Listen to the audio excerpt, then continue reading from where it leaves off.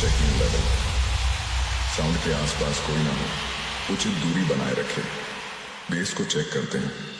Base check.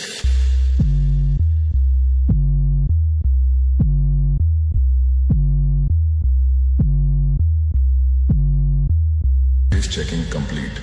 अब bit check करें।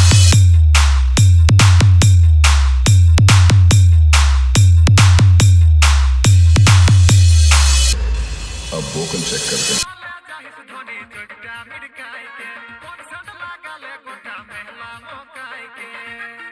इस गाना को रिमिक्स किया है DJ Rahul.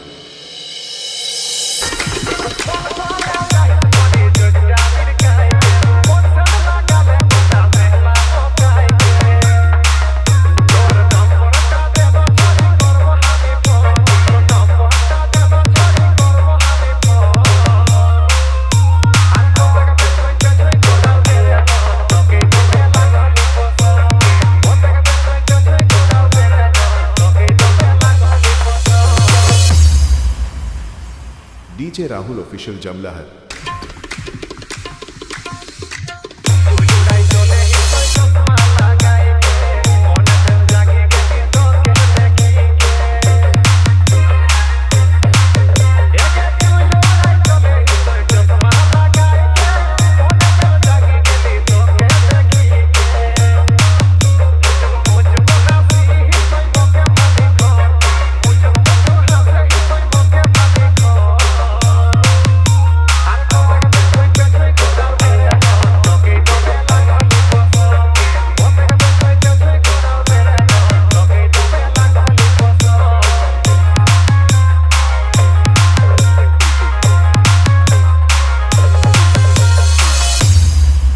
DJ Rahul official.